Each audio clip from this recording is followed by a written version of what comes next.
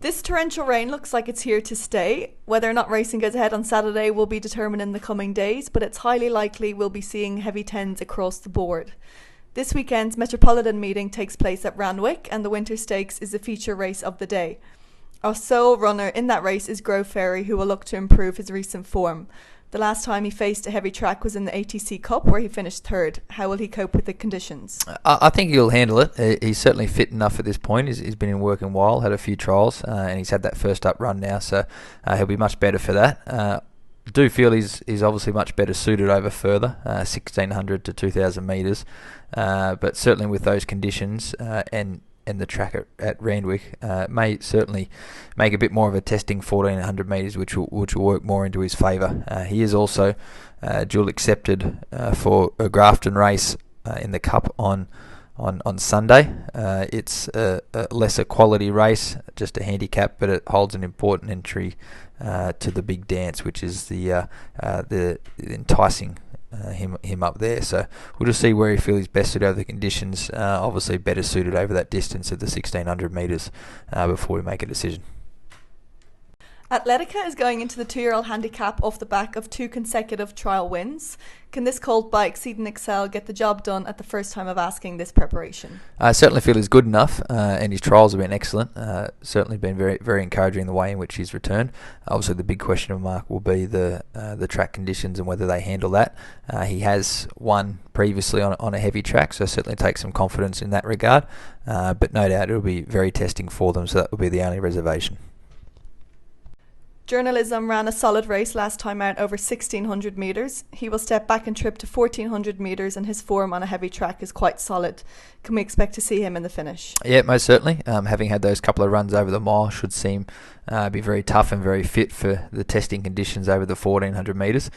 Just felt he was struggling to see out a strong mile, so I think the drop back in distance should certainly be in his favour. But he's training well and is in good shape.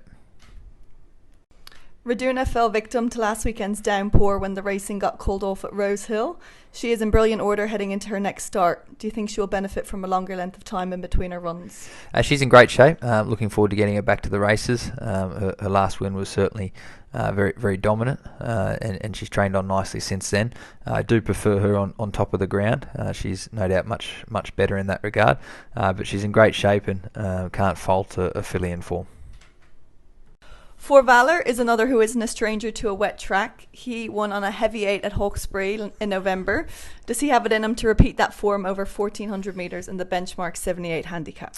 He's a real wet tracker, and I think that'll certainly work in his favour. We know he excels in it. His first up performance was excellent. He had to do a little bit of work there second up, so can be forgiving of that. So expecting him to bounce back, just taking a line off his first up performance, and then the fact that he's getting the ideal conditions to suit. So looking forward to seeing him back at the races.